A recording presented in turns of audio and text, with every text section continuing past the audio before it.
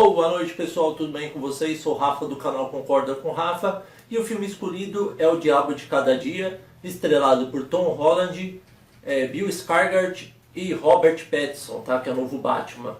E aí eu vou falar um pouco sobre o diretor, vou falar um pouco dos atores e também do filme, tá? Não vai ser muita coisa porque eu vou falar mais a relação entre um e o outro, tá? Quando vocês forem assistir o filme, vocês vão entender melhor o que eu quero dizer. O filme é de 2020, ele é um filme de crime, drama, thriller. Ele tem em torno de 2 horas e 18, está disponível na Netflix.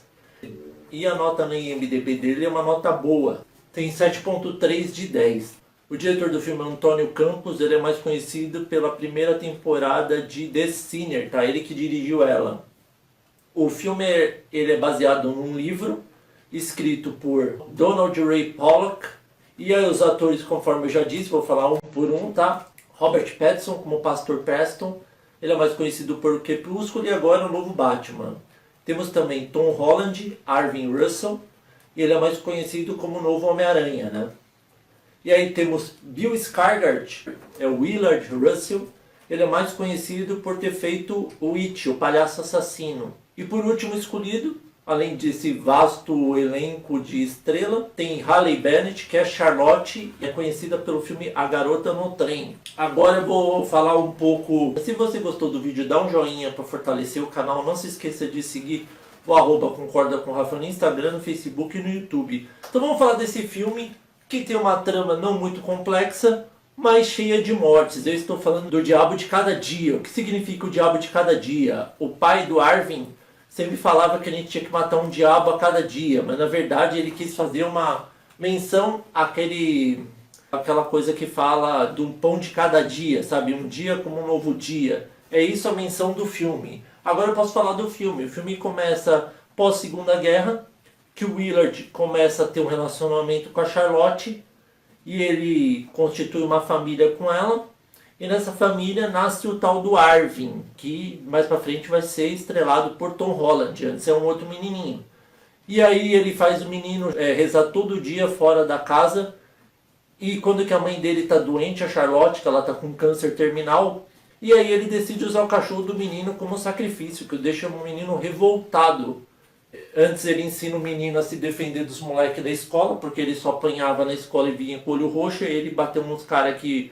foi falar mal da Charlotte, ele espancou os caras e depois de ter ensinado, ele depois que viu que a mãe dele morreu e usou o cachorro como sacrifício e não adiantou nada, ele decidiu se sacrificar e se matar, pessoal. E aí o menininho vira órfão. Enquanto isso, antes eu tenho que falar a história do pastor Roy e da Ellen, que era um pastor que se apaixonou por uma das fiéis. Ele se casou e teve uma filha chamada Alenora. A Ellen, como era amiga da mãe do Willard, que tentou fazer com que eles ficassem juntos, mas ela se apaixonou pelo pastor, ela decidiu cuidar da Lenore enquanto eles iam dar um passeio, porque o marido dela era tão louco, o Roy, que ele tomou uma picada de aranha, ficou 2 semanas preso num armário, e do nada ele decidiu sair com ela junto com um amigo dele cadeirante lá. E aí quando o cara estava dormindo, ele pegou uma chave de fenda, enfiou no pescoço da Ellen, matou ela, e ficou tentando recitar, pensando que ele era Deus, e lógico que ele não conseguiu.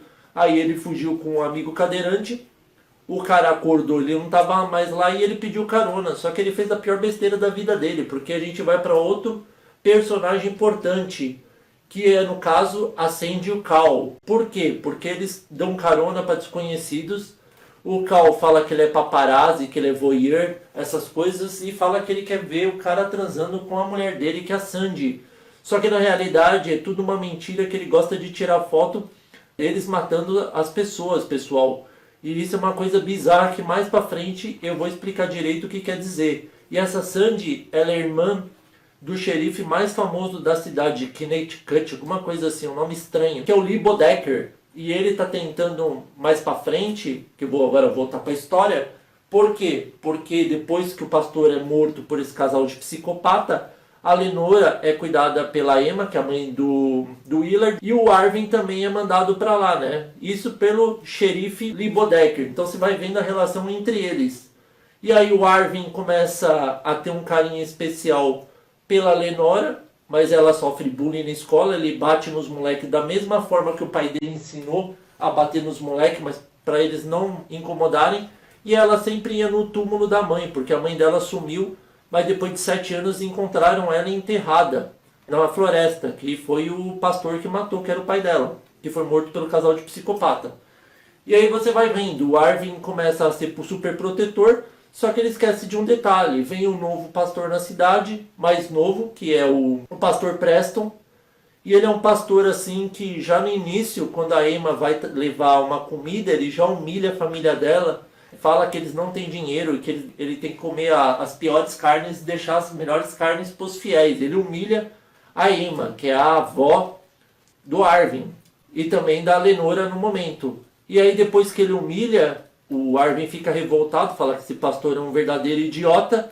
Só que aí tá chovendo no dia que ele vai bater nos moleques para se vingar das coisas que fazem com a Lenora.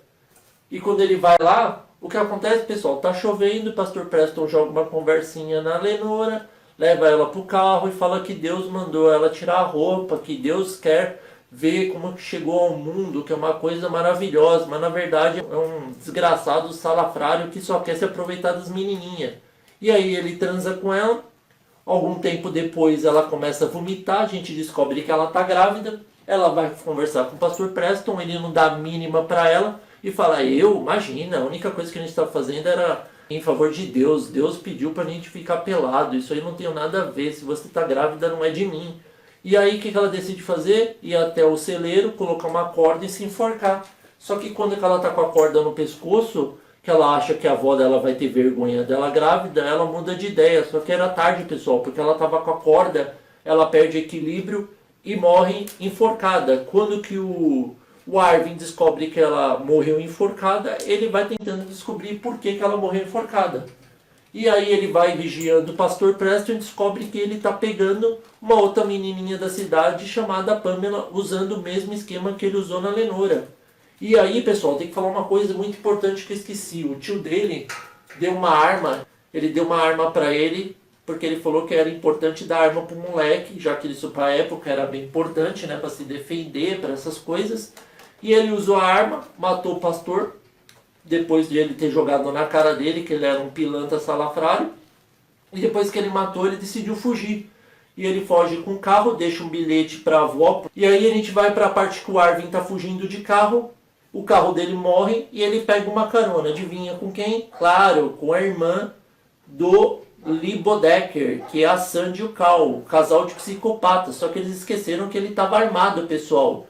E aí o Arvin não é besta, ele percebe que o Cal tá com uma arma, ele finge que ele vai mijar, ele vai dar um tiro no cara, a Sandy quando vai pegar a arma e dar um tiro no Arvin, ela não consegue atirar, porque o cara era tão louco e lunático que ele tirou as balas e colocou bala de festim. O Arvin pega os filmes que eles tiravam foto das pessoas mortas como prova e leva com ele. E aí no meio tempo, esse xerife, o Lee Bodecker, ele não é tão santo quanto se imagina. Ele recebia propina de uns mafiosos para ele se candidatar a xerife novamente, pessoal, para ele se reeleger como xerife. E falou que se ele não desse uma parcela maior do dinheiro, ele ia falar que a irmã dele era uma vagabunda, a Sandy.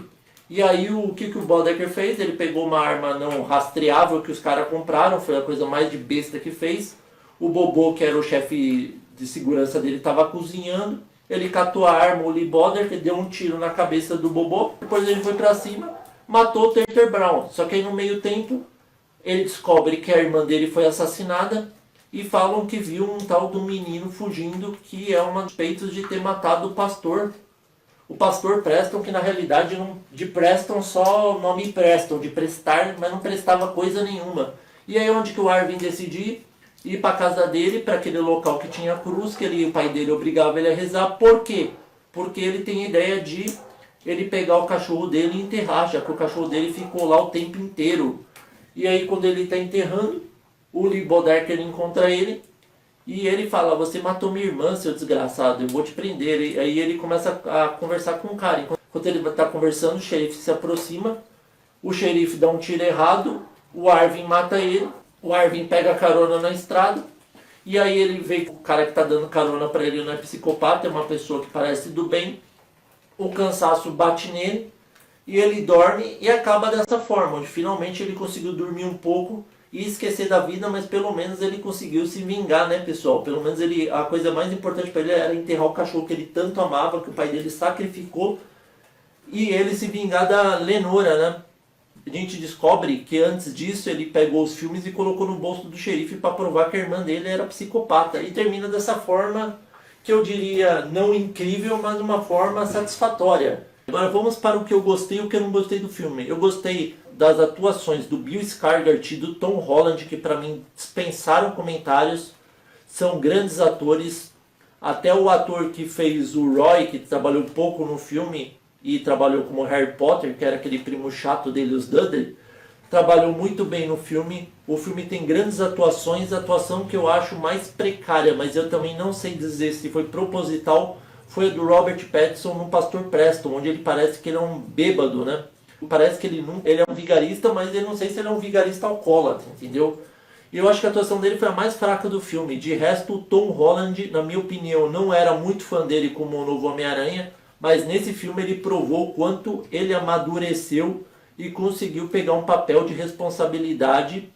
Eu gostei bastante da história do filme, eu gostei dessa trama aí de estar conectado com o outro, com outra família, tanto que o xerife que salvou ele acaba matando depois, a irmã do cara não prestava, o pastor lá acabou com a Lenora, tinha que ser outro pastor, entendeu? Todas as coisas assim pareciam que iam acontecer novamente, mas tomaram outro caminho, graças ao Willard ter ensinado ao Arvin a ser machão, a ter culhões, como dizem, né? Que eu não gostei do filme. O filme começa no 220, começa a ficar muito bom, e quando tá faltando os 40 minutos finais, o filme decai por completo e começa a se tornar chato e começa a se tornar cansativo. Você não chega a hora de terminar, até que vem um final satisfatório, na minha opinião. E eu fui ver comentários no IMDb e muita gente também falou isso. O filme, portanto, graças a esses motivos, eu dou nota 8 pro filme, pessoal. E aí, vocês concordam ou não com o Rafa? Espero que vocês tenham gostado da análise. Inscrito recorrente, continuem firme aí. Novos inscritos, sejam bem-vindos. Ative o sininho para receber notificações quando eu fizer um novo vídeo. Muito obrigado e até a próxima.